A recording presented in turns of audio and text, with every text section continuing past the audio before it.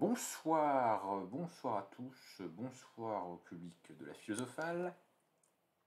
Ce soir, nous allons parler d'esthétique et plus précisément de la question de savoir si l'art peut être bon,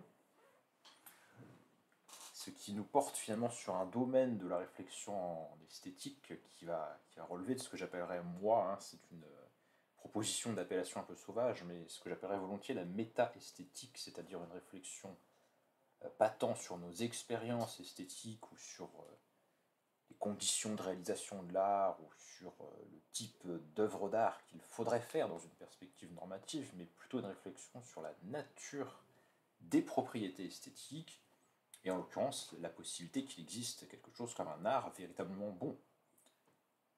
Ce qui nous amène à la question du beau, en fait, sous-jacente de façon implicite dans le questionnement, ça va être la question du beau qui va être abordée. Donc je vais lire et commenter un texte de Paul Graham, qui donc s'appelle « Comment l'art peut-il être bon ?», que j'ai traduit depuis l'anglais. Traduction partielle donc, qui est sur mon blog, que vous pouvez suivre en même temps. Et pour présenter l'auteur, d'après ce que j'ai vu, Paul Graham est un programmeur, donc c'est quelqu'un qui fabrique des logiciels informatiques, voilà, pour les vendre probablement, et c'est quelqu'un qui a étudié, semble-t-il, la peinture à l'Académie de Florence, voilà, en Italie, donc le bon endroit pour ça certainement. Voilà, donc je vais commencer à lire, puis je commenterai le texte par moment. J'ai grandi en pensant que le goût n'est qu'une question de préférence personnelle. Chacun a ses préférences, mais aucune n'est meilleure que les autres. Le bon goût n'existe pas. Comme beaucoup de choses auxquelles je croyais en grandissant, cela s'avère être faux. Je vais essayer d'expliquer pourquoi. Donc la thèse, elle est déjà donnée dès le début. Il va s'opposer finalement au relativisme en matière d'esthétique. Le problème quand on dit que le bon goût n'existe pas, c'est que cela signifie aussi qu'il n'y a pas de bon art. Alors je précise que j'ai traduit en français comme bon art, ce qui en anglais est désigné comme fine art. Donc fine art, ça pourrait aussi éventuellement avoir une connotation de bel art, au sens d'un art qui serait beau en fait. Donc moi j'ai choisi de traduire par bon, alors que peut-être qu'on aurait pu traduire un bel art, vous voyez, ou un art beau. Mais je pense que c'est ce qu'il veut signifier dans les deux cas, c'est-à-dire qu'il y a une idée d'une certaine excellence de l'art en question. Donc moi j'ai préféré traduire ça par bon, même si évidemment c'est pas un bon dans un sens strictement moral, c'est bon au sens où c'est une réussite. S'il y avait un art objectivement bon, les gens qui l'aiment auraient un meilleur goût que ceux qui ne l'aiment pas. Donc si vous écartez le goût, vous devez également écarter l'idée que l'art puisse être bon et que les artistes puissent être bons pour le créer. C'est en tirant sur ce fil que j'ai démêlé ma foi enfantine dans le relativisme. Entre parenthèses, on constatera que le relativisme est une opinion très banale, que quel que soit le domaine considéré, qu'il soit épistémologique, moral ou esthétique, c'est une opinion très fréquente chez les gens qui débutent dans cette réflexion. C'est souvent ce qui nous frappe comme étant évident, voilà, chacun ses goûts, chacun ses valeurs. Bon. Quand vous essayez de faire des choses, le goût devient une question pratique. Il faut décider de ce qu'il faut faire ensuite. Est-ce que ça améliorerait le tableau si je changeais cette partie ? Si meilleur ne signifie rien, peu importe ce que vous faites. En fait, le fait même que vous souhaitiez peindre n'a aucune importance. Vous pourriez simplement sortir et acheter une toile blanche toute prête. Si rien n'est esthétiquement meilleur qu'autre chose, ce serait une aussi grande réalisation que le plafond de la chapelle Sixtine. Moins laborieux, certes, mais si vous pouvez atteindre le même niveau de performance avec moins d'efforts, c'est sûrement plus impressionnant, pas moins. Pourtant, cela ne semble pas tout à fait juste, n'est-ce pas ? Donc là, il essaie de nous convaincre finalement qu'on n'accepterait pas l'idée que soit équivalente esthétiquement, une toile blanche sur laquelle on n'a rien peint, et le plafond de la chapelle Sixtine, ce qui semble une idée de bon sens. Simplement, si on n'accepte pas cette mise en comparaison de la toile blanche et de la chapelle Sixtine, ça veut bien dire qu'on estime que l'une est une réalisation esthétique supérieure à l'autre. Mais quel sens ça a de dire qu'elle est supérieure à l'autre, et qu'est-ce qu'on veut dire en disant que ceci est de l'art réussi, ceci est de l'art raté? Est-ce que c'est une simple appréciation personnelle, ou est-ce qu'il y a quelque chose de plus universel, ou en tout cas de plus résistant derrière ces jugements? C'est ça la question philosophique, et c'est pour ça que je l'ai dit que ça appartient à un champ de réflexion qu'on pourrait qualifier de méta-esthétique. Je pense que la clé de ce puzzle est de se rappeler que l'art a un public. Et pour ceux qui ont vu ma vidéo précédente sur est-ce que les intelligences artificielles peuvent vraiment créer des œuvres d'art, j'avais donné comme élément de définition du fait que quelque chose soit une œuvre ou une performance artistique, le fait qu'elle ait un public. Il n'y a pas d'œuvre ou de performance artistique sans une conscience pour l'apprécier. Donc l'art a un public. L'art a un but qui est d'intéresser son public. Donc là, il nous dit que la finalité de l'art, c'est de susciter l'intérêt du public. Le bon art, comme tout ce qui est bon, est un art qui atteint son but de manière particulièrement efficace. Donc là, on a l'idée de l'excellence au sens de l'efficacité. Un bon art serait un art efficace. La signification du terme intérêt peut varier. Certaines œuvres d'art sont destinées à choquer, d'autres à plaire, certaines sont destinées à vous sauter aux yeux, d'autres à rester tranquillement en arrière-plan.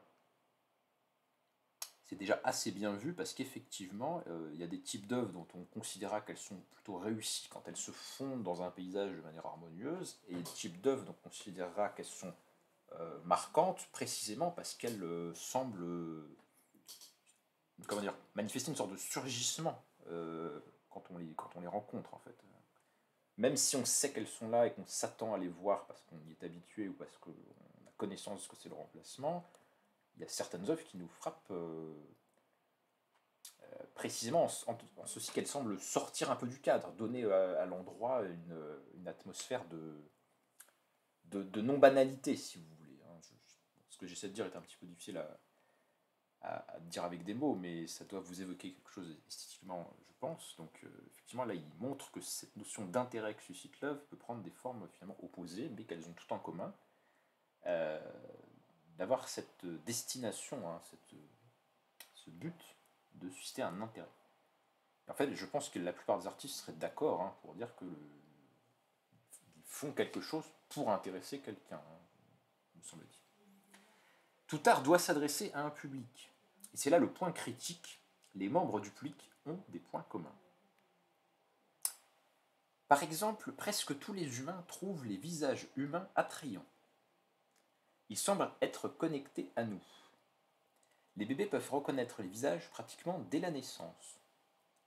En fait, les bébés semblent avoir coévolué avec l'intérêt que nous leur portons. Le visage est le panneau d'affichage du corps. Donc, toute chose égale par ailleurs, un tableau avec des visages intéressera plus de gens que ceux qui n'en ont pas. Donc là, c'est une remarque très intéressante et je pense l'avoir aussi pas mal observé.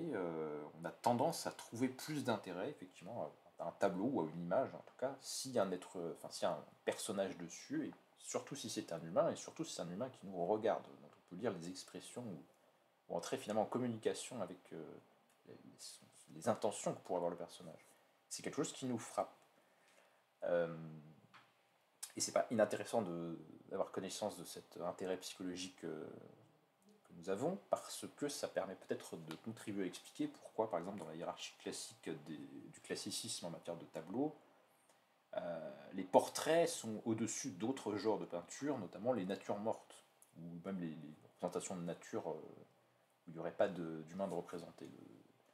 La représentation de l'humain semble pouvoir se justifier par des considérations philosophiques ou théologiques, comme quoi l'humain serait plus noble ou supérieur d'une quelconque façon, mais d'un point de vue purement descriptif, on peut juste dire que ça intéresse plus les humains, parce que notre psychologie est composée comme ça, donc ça semble logique qu'on leur accorde une valeur un peu supérieure. Une des causes qui fait qu'il est facile de croire que le goût n'est qu'une préférence personnelle, c'est que, si ce n'est pas le cas, comment repérer les personnes qui ont le meilleur goût?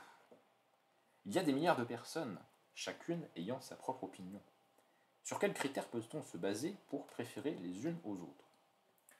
Donc là, la question finalement, c'est si il y a des goûts ou des personnes qui ont un meilleur goût que le nôtre, comment les reconnaître compte tenu de la variété des goûts? Ce qui est une question qui n'est pas sans avoir des équivalences de problématiques dans le domaine moral. Aristote, par exemple, nous dit que la vertu s'acquiert en imitant les gens vertueux, ce qui veut dire qu'il y a des gens qui sont plus vertueux que d'autres et qu'on peut les imiter, mais ça présuppose en amont de ça une sorte de connaissance, une faculté de connaissance. Nous devrions avoir une faculté à reconnaître la vertu d'autrui. Si on n'avait pas cette faculté, la perspective de devenir moral par imitation du comportement d'autrui semble compromise.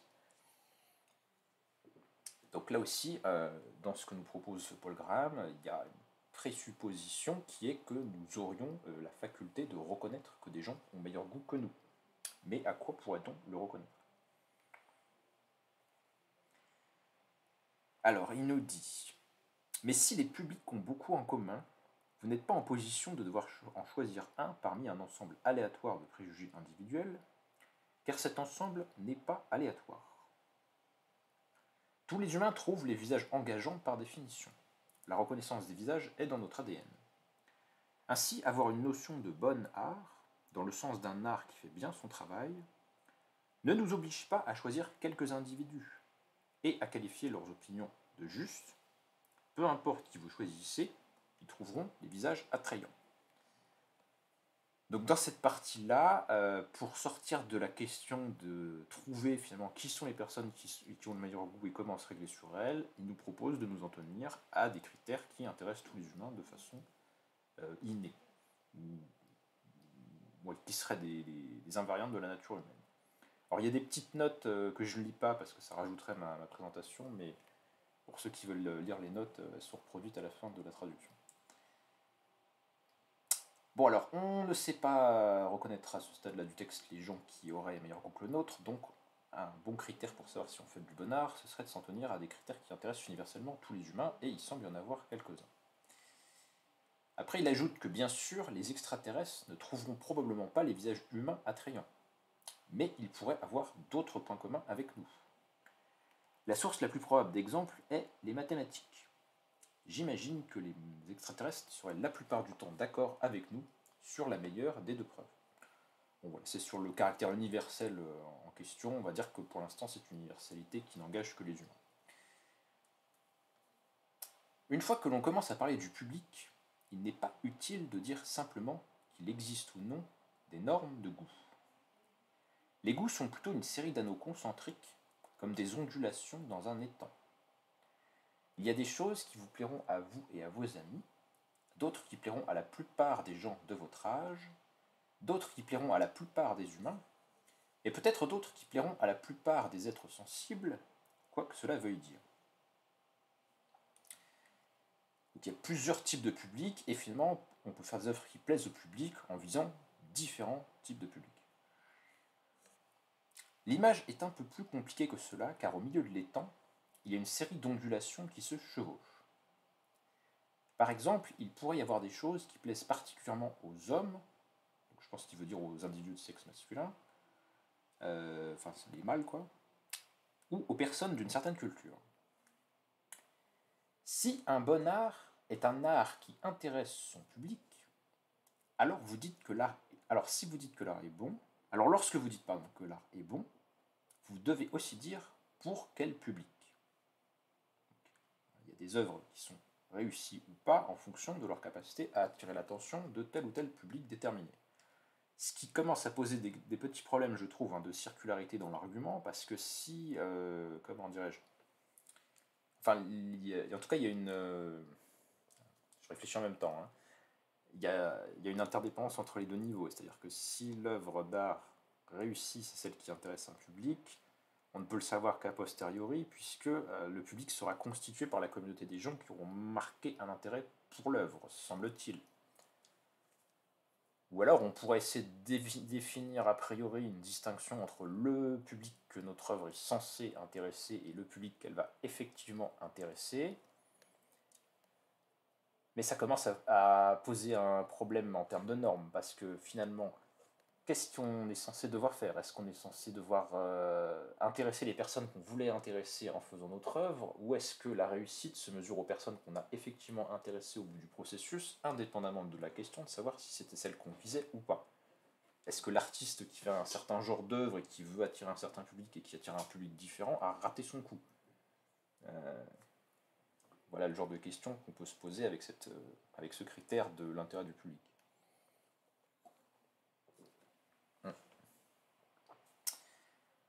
Est-il donc vain de dire que l'art est simplement bon ou mauvais? Donc là, il parle de manière absolue, indépendamment de la question du public. Et ce à quoi il répond non, parce que le public de l'art est virtuellement l'ensemble de tous les humains possibles. Je pense que c'est le public dont les gens parlent implicitement lorsqu'ils disent qu'une œuvre d'art est bonne. Il veut dire qu'elle engagerait n'importe quel humain.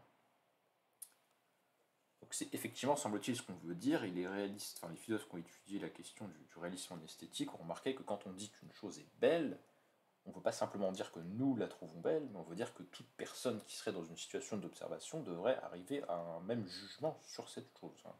Il y a une prétention d'universalité lorsqu'on dit non pas seulement j'aime cette chose, mais cette chose est belle ou cette chose est aimable. C'est très fort du coup comme énoncé. Et c'est un test significatif, car bien que, comme tout concept quotidien, le mot humain soit flou sur les bords, il y a beaucoup de choses que pratiquement tous les humains ont en commun. En plus que notre intérêt pour les visages, il y a quelque chose de spécial dans les couleurs primaires pour presque tout le monde, parce que c'est un attribut de la façon dont nos yeux fonctionnent. La plupart des humains trouveront également des images d'objets en 3D intéressantes, car cela semble faire également partie de notre perception visuelle. Et en dessous de cela, il y a la recherche de bords qui rend les images de forme définie plus attrayantes que le simple flou. Remarque très intéressante qui pourrait expliquer je pense sans trop me tromper, la popularité persistante des œuvres d'art des temps passés qui étaient plutôt des œuvres d'art figuratives par rapport à des genres plus abstraits, voire expressionnistes abstraits, voire... Enfin, voilà, bon, je pense surtout à la peinture, hein, mais il me semble que la plupart des gens ont tendance à trouver que les œuvres qui représentent quelque chose de défini sont plus intéressantes que celles qui sont des taches de couleur énigmatiques, quoi. Ça semble être quelque chose d'inné chez les humains.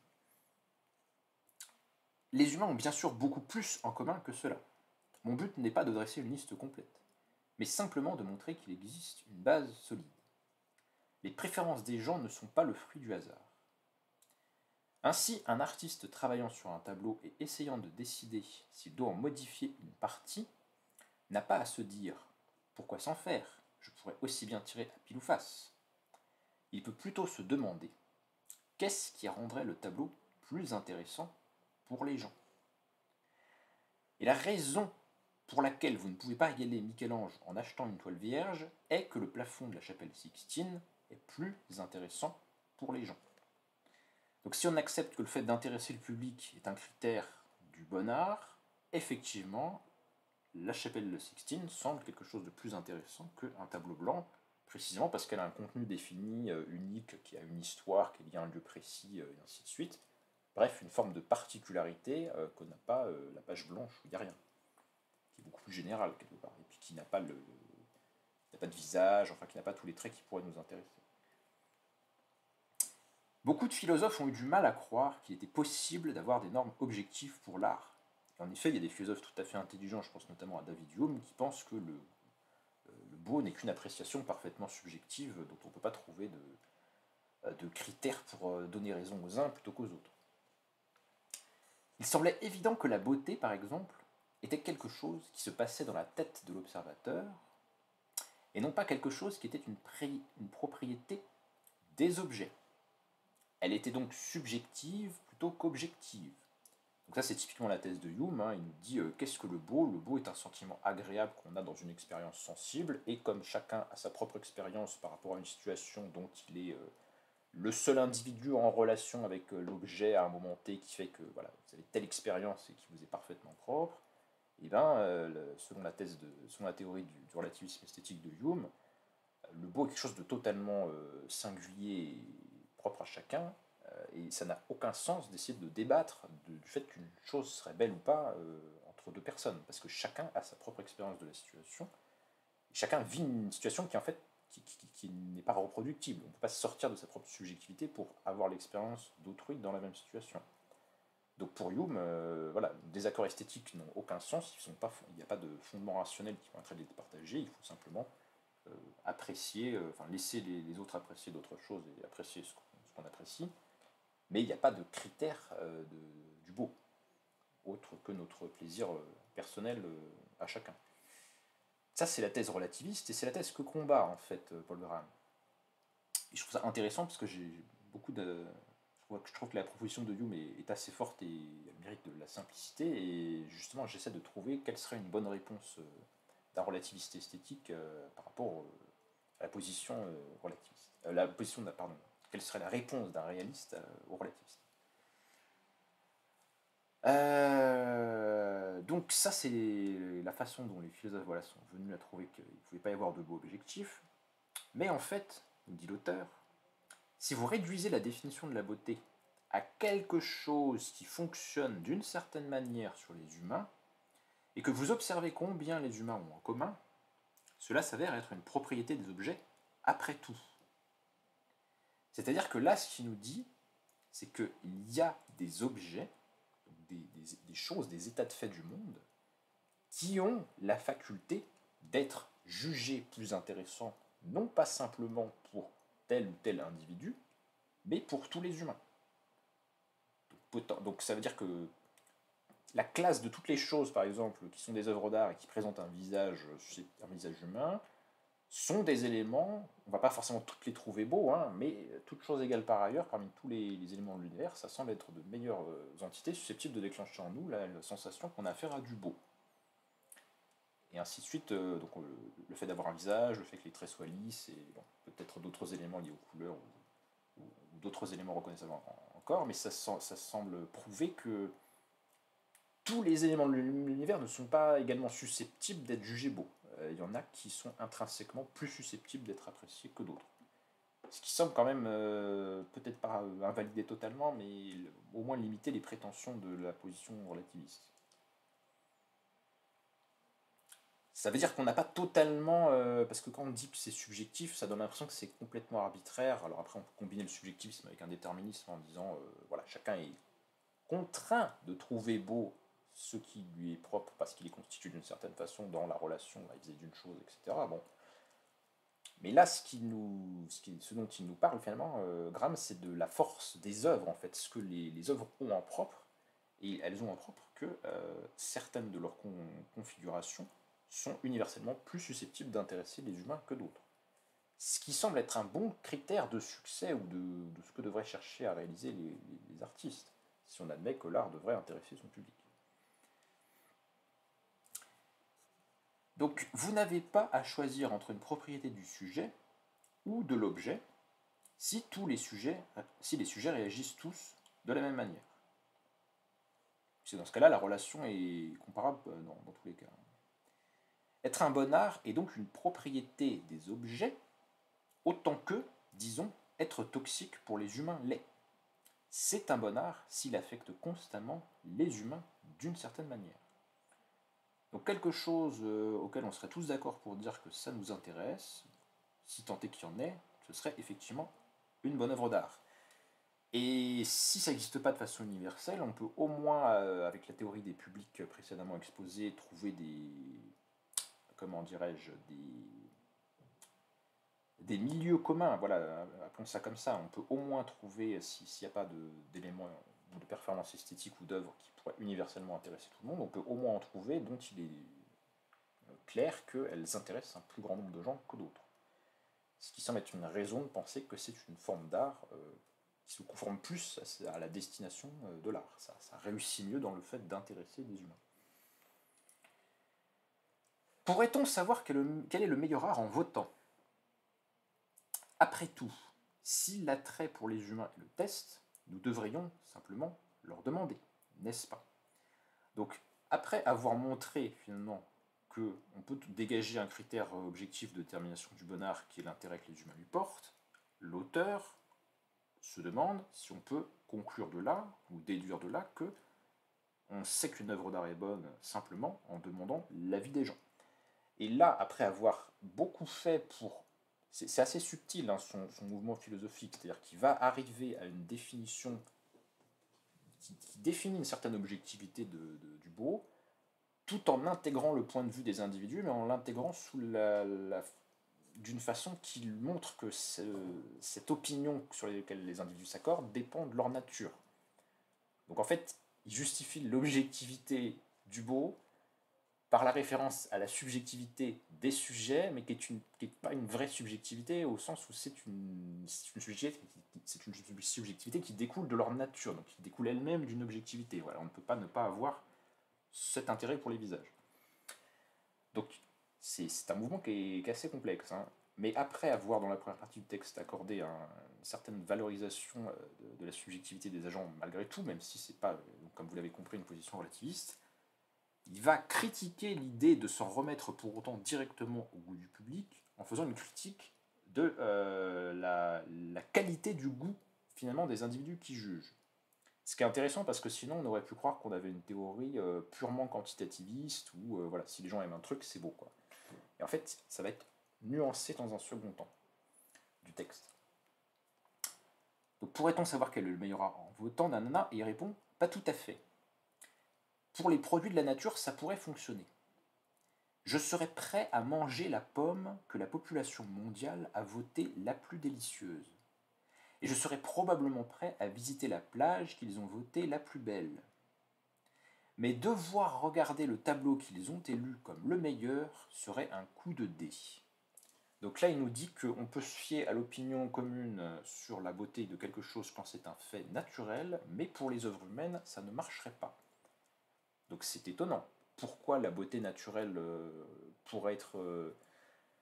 comment dirais-je? Pourquoi l'opinion commune serait un bon juge de la beauté naturelle et pas un bon juge des œuvres d'art? Ça semble étonnant. Dans un cas comme dans l'autre, on s'intéresse au beau qu'elles pourraient contenir. Qu'est-ce qui peut donc les différencier? Alors, il nous dit les œuvres nées de la main de l'homme sont différentes.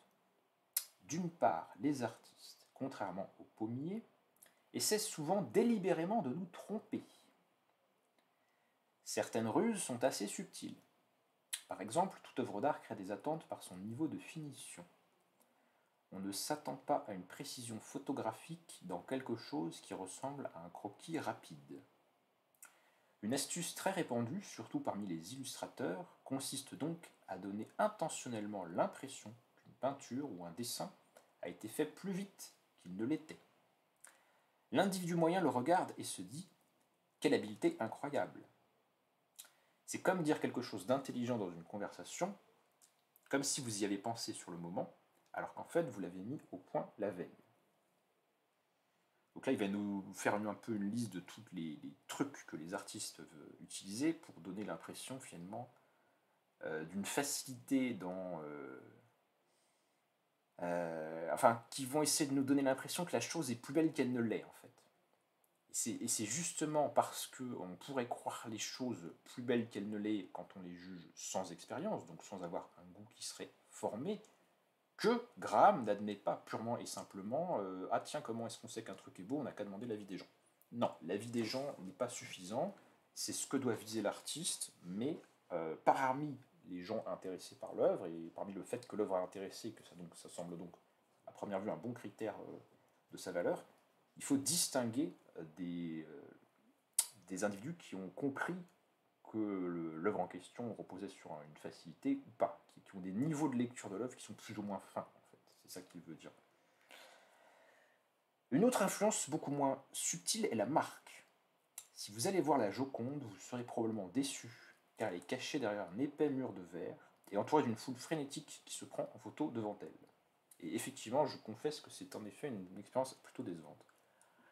Au mieux, vous pouvez la voir comme vous voyez un ami de l'autre côté de la pièce lors d'une fête très animée. Le Louvre pourrait tout aussi bien la remplacer par une copie. Personne ne pourrait le deviner. Et pourtant, la Joconde est un petit tableau sombre. Si vous trouvez des gens qui n'en ont jamais vu une image, et que vous les envoyez dans un musée où elle était accrochée parmi d'autres tableaux avec une étiquette indiquant qu'il s'agissait d'un portrait d'un artiste inconnu du XVe, la plupart passeraient à côté sans la regarder de plus près. Donc là, ce qu'il nous dit, c'est que l'opinion du public n'est pas un bon juge, premièrement, parce que les gens peuvent se laisser tromper par des techniques qui font que l'œuvre semble admirable, alors qu'en fait, ça ne l'est pas.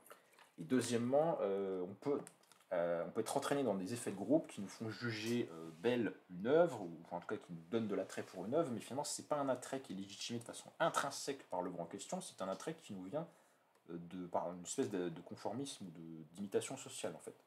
Tout le monde trouve que la Joconde c'est beau, donc c'est beau. Alors qu'en fait, si je faisais l'expérience de la Joconde dans un musée lambda, effectivement, c'est sûrement pas le tableau qui me frapperait le plus, et vous non plus. Donc là, il y a vraiment une critique des biais de l'esthète, quoi, de celui qui apprécie l'œuvre, du public. Quoi. Pour le citoyen moyen, la marque domine tous les autres facteurs dans le jugement de l'art. Voir un tableau qu'il reconnaît à partir de reproductions est si bouleversant que sa réaction à ce tableau est noyée. Et je suis sûr que vous avez tous, moi compris, parfois été plus ému par un tableau parce que vous savez que c'est un tableau célèbre et que enfin vous le voyez en vrai, que parce que les qualités intrinsèques du tableau le justifiaient. C'est-à-dire que vous n'avez pas un regard sur l'œuvre qui est vierge en fait. Et on pourrait aller encore plus loin, on pourrait faire remarquer que même vis-à-vis de tableaux qu'on ne connaissait pas et vis-à-vis desquels on n'avait aucune attente, la façon dont on le regarde est préformatée ou comment dire, orientée par toute notre expérience visuelle antérieure. Si on n'a jamais vu de tableau, que c'est la première fois qu'on en voit un, peut-être qu'on pourra tout simplement ne pas être ému parce qu'on est surtout surpris en fait, de cette forme bizarre. Voilà, quelqu'un qui serait dans une culture où on ne fait pas de tableaux peints comme ça dans les musées, il pourrait ne pas l'apprécier esthétiquement en fait. Il pourrait trouver ça moche, il pourrait trouver ça incompréhensible. Enfin... Donc il y a toutes sortes de déterminants qui font qu'on va être en capacité ou pas d'être sensible à l'œuvre ou pas. Et puis bien sûr, il y a les tours que les gens se jouent à eux-mêmes. La plupart des adultes qui regardent l'art craignent que s'ils ne l'aiment pas, s'ils n'aiment pas ce qu'ils sont censés aimer, on les croira incultes. Donc là, leur jugement n'est pas façonné par leur rapport à l'œuvre elle-même, elle est façonnée par qu'est-ce qu'on va penser si je dis que j'aime pas Proust, par exemple. Et j'aime pas Proust. Voilà. Et j'aime pas mal de trucs qui peuvent être tout à fait légitimes et respectés, mais voilà, il faut être capable d'affirmer son propre goût, indépendamment des attentes sociales, et en fait, c'est très difficile comme situation à produire réellement. Et alors là où ça va vraiment très loin, c'est qu'il nous dit ça n'affecte pas simplement ce qu'ils prétendent aimer, ils se mettent en fait à aimer les choses qu'ils sont censés aimer. Et là aussi, on pourrait mettre du Spinoza là-dedans. Spinoza, dans la partie 3 de l'éthique consacrée aux passions, nous dit que ce qu'on aime, on veut que les autres l'aiment, et que, inversement, il y a de la contagion émotionnelle. Quand tout le monde aime quelque chose, ça nous force. Enfin, il y a une sorte de résistance qu'on doit opposer quand on veut ne pas aimer quelque chose qui enthousiasme tout le monde. Durkheim parlerait de l'extériorité des faits sociaux, enfin les sociologues durkheimiens parleraient de l'extériorité des faits sociaux et de la pression finalement qu'on a à résister à une règle, à une coutume, à une norme ou à un état d'esprit collectif quand on sent qu'on ne veut pas y adhérer, mais qu'en même temps on sent la pression et le coût que ça va entraîner de ne pas y adhérer. Tout ça vient brouiller finalement le rapport de ce que serait voilà, un rapport hypothétique, en tout cas désintéressé du spectateur vis-à-vis de l'œuvre. C'est pour ça que le jugement du public n'est pas, comment dire, c'est pas qu'il a aucune valeur, mais il faut pas se limiter, en fait, faut s'enfoncer encore plus, comment dire, le jugement du public est un critère qui nous permet de sortir du relativisme, ça c'était la première partie du texte, mais dans un second temps, il faut se livrer à un regard critique vis-à-vis du jugement du public lui-même, faute de quoi on risque de considérer comme pertinentes des œuvres parce qu'elles sont appréciées sans voir qu'elles sont appréciées pour de mauvaises raisons. Vous voyez que sa position est très subtile. C'est pourquoi vous ne pouvez pas vous contenter de voter. Bien que l'attrait pour les gens soit un test significatif, dans la pratique, on ne peut pas le mesurer, tout comme on ne peut pas trouver le nord en utilisant une boussole avec un aimant à côté. Il existe des sources d'erreurs si puissantes que si vous votez, vous ne mesurez que l'erreur. Nous pouvons cependant aborder notre objectif sous un autre angle, en nous servant de nous-mêmes comme cobayes. Vous êtes humain. Si vous voulez savoir quelle serait la réaction humaine de base à une œuvre d'art, vous pouvez au moins vous en approcher en éliminant les sources d'erreur dans vos propres jugements. Par exemple, alors que la réaction de chacun à un tableau célèbre sera d'abord faussée par sa célébrité, il existe des moyens d'en diminuer les effets. L'un d'eux consiste à revenir sans cesse sur le tableau. Au bout de quelques jours, la célébrité s'estompe et vous pouvez commencer à le voir comme un tableau. Très bonne remarque, hein, vraiment excellente, alors qui après nécessite de mesurer les enjeux qu'on a dans la situation, parce que voir un tableau très célèbre et que tout le monde s'accorde à voir comme beau et se forcer finalement à s'y accoutumer, à s'y habituer jusqu'au point où on pourra le voir sans être pris dans l'opacité de cette notoriété, ça peut potentiellement nous amener à une désacralisation de l'œuvre telle qu'au final on le trouverait plus beau et on pourrait être déçu finalement. Alors que si on le regarde comme ça une seule fois superficiellement, on peut rester dans la communion finalement du jugement commun sans se faire son propre avis. Donc ça dépend aussi de nos attentes. Enfin, disons que si on veut vraiment savoir si on aime le tableau ou pas, il faut se mettre dans les conditions qui feront qu'il n'y aura pas de biais, mais en prenant le risque de s'avérer déçu potentiellement. Ou en ayant la satisfaction morale d'aimer quand même le tableau tout en ayant fait les démarches qu'il faut pour s'assurer que c'est vraiment notre opinion. Un autre moyen est de se tenir à proximité. Un tableau familier d'après des reproductions semble plus familier à 10 pieds de distance. De près, vous voyez des détails qui se perdent dans les reproductions et que vous voyez donc pour la première fois.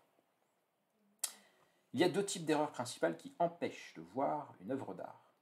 Les préjugés que vous apportez de votre propre situation et les astuces jouées par l'artiste. Bon, ça résume un petit peu tout ce qui vient d'être dit dans cette deuxième section du texte. Les erreurs sont faciles à corriger. Le simple fait d'en être conscient les empêche généralement de fonctionner. Par exemple, quand j'avais 10 ans, j'étais très impressionné par les lettres peintes à l'aérographe qui ressemblaient à du métal brillant. Mais une fois qu'on a étudié la façon de procéder, on s'aperçoit que c'est un truc plutôt ringard, du genre qui consiste à appuyer très fort sur quelques boutons visuels pour submerger temporairement le spectateur. C'est comme d'essayer de convaincre quelqu'un en lui criant dessus.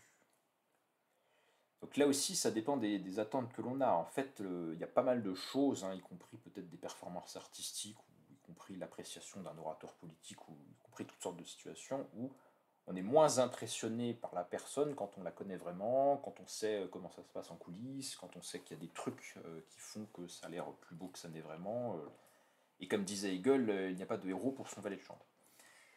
Donc là aussi, si on veut vraiment voir les choses sans leurs artifices, sans ce qui les embellit, il faut se préparer à potentiellement être déçu.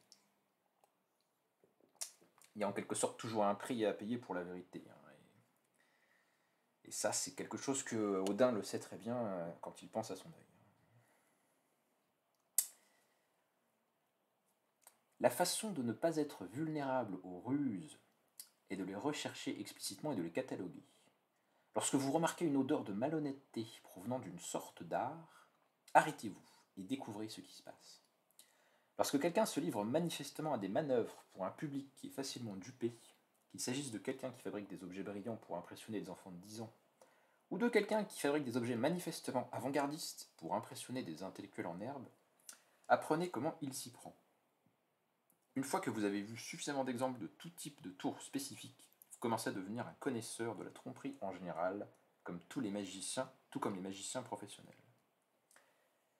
Qu'est-ce qui compte comme un tour? Donc, qu'est-ce qui est une manière de faire de l'art qui finalement ne fait pas honneur au public et va le séduire, mais sans, comment dirais-je, être digne de son intérêt, pourrait-on dire, même si là j'avance une notion qui n'est pas forcément bien explicitée dans le texte. Hein.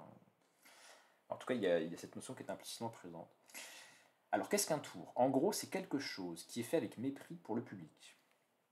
Par exemple, les types qui concevaient les Ferrari dans les années 50 concevaient probablement des voitures qu'ils admiraient eux-mêmes. Alors que chez General Motors, je soupçonne les gens du marketing de dire aux concepteurs: la plupart des gens qui achètent des SUV le font pour paraître viril, pas pour rouler hors route. Alors ne vous inquiétez pas pour la suspension. Faites en sorte que ce véhicule soit le plus gros et le plus solide possible. J'ai un petit peu du mal avec cette définition des ruses ou des tours parce qu'elle est extrêmement subjectiviste et que finalement la même chose est un tour ou pas et donc est une manière acceptable ou pas de faire de l'art selon qu'on l'a fait avec une intention de mépris ou pas. Alors peut-être que le fait de mépriser le public est un bon critère pour ce qu'il ne faut pas faire quand on est artiste et pour ce qu'il ne faut pas faire pour ne pas faire des œuvres d'art ratées. Peut-être. Mais ça ne signifie pas que l'absence de mépris soit suffisante pour, comment dirais-je, faire du bon art. Et puis surtout, quand on est du point de vue du spectateur, on ne peut pas vraiment savoir si l'artiste nous méprisait ou pas en faisant son œuvre. Hein. Après tout, on n'était pas dans sa tête, on ne peut pas vérifier. Donc ça me semble peut-être un bon conseil à donner aux artistes, mais pas un bon conseil pour que le public puisse juger. Cependant, je suis quand même plutôt d'accord que c'est un bon conseil pour les artistes et j'ai toujours trouvé très pertinente l'idée que quand on veut savoir qu'est-ce qu'on doit faire comme œuvre, et même indépendamment des œuvres d'art, hein, même des œuvres intellectuelles, un bon critère c'est de se demander qu'est-ce qu'on aurait aimé recevoir. Je pense qu'avec un peu d'effort, vous pouvez vous rendre presque immunisé contre les ruses. Il est plus difficile d'échapper à l'influence de votre propre manière d'être, mais vous pouvez au moins aller dans cette direction. La façon de le faire est de voyager largement, à la fois dans le temps et dans l'espace. Si vous allez voir toutes les choses que les gens aiment dans d'autres cultures, et que vous apprenez toutes les choses que les gens ont aimées dans le passé, vous constaterez probablement que cela change ce que vous aimez. Je doute que vous puissiez un jour vous transformer en une personne totalement universelle, ne serait-ce que parce que vous ne pouvez voyager que dans une seule direction dans le temps. Mais si vous trouvez une œuvre d'art qui plairait autant à vos amis, aux habitants du Népal et aux Grecs anciens, vous êtes probablement sur une piste.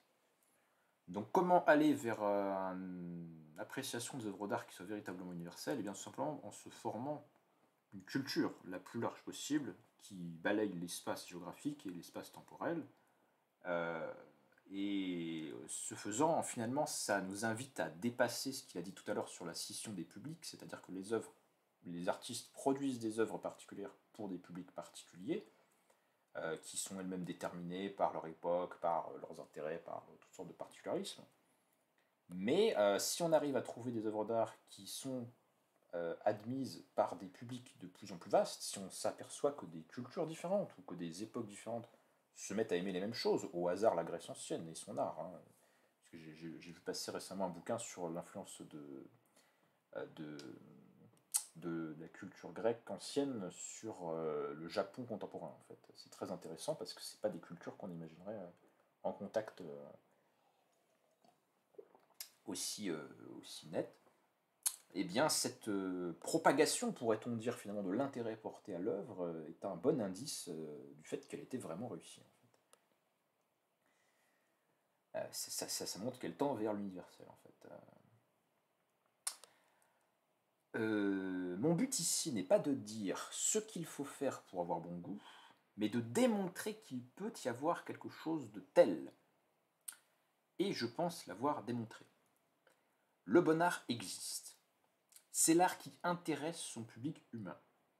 Et comme les humains ont beaucoup en commun, ce qui les intéresse n'est pas aléatoire. Comme le bon art existe, le bon goût existe aussi, c'est-à-dire la capacité à le reconnaître. Donc, le bon goût au terme de cette analyse, je vais finir de le lire, puis après je reprendrai.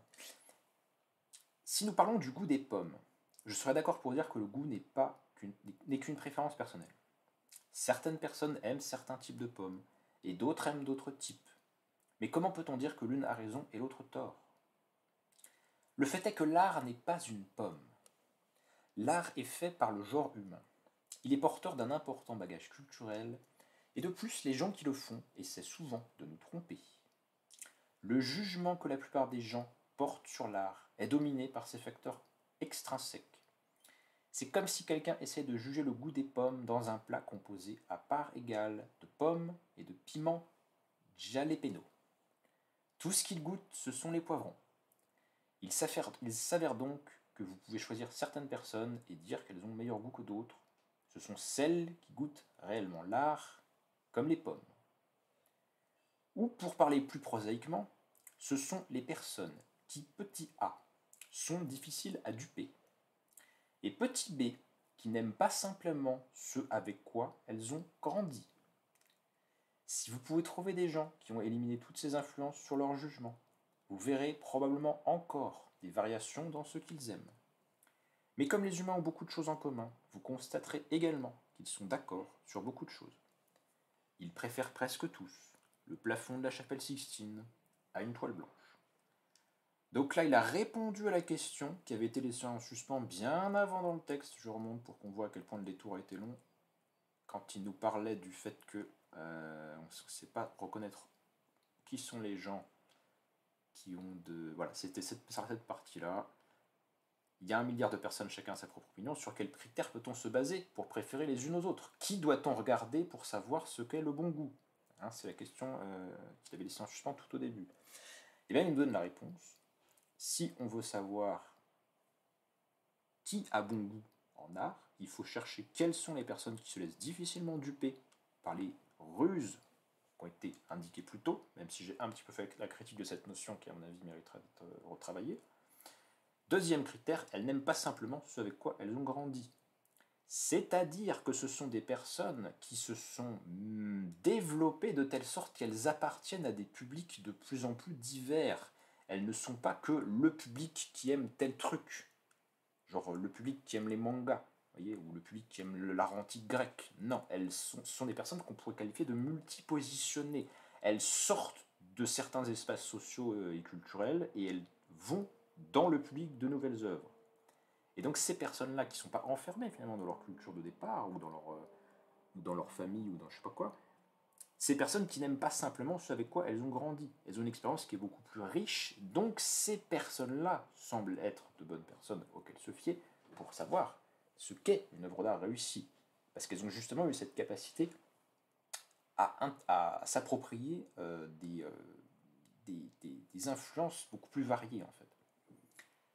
Si vous pouvez trouver des gens qui ont éliminé toutes ces influences, vous verrez encore probablement des variations, mais on trouvera aussi des points communs dans ce que ce type-là d'individu aime bien. Et ce qui est aimé par les gens de goût, tel qu'il vient d'être défini, a de très bonnes chances d'être de très bonnes œuvres d'art.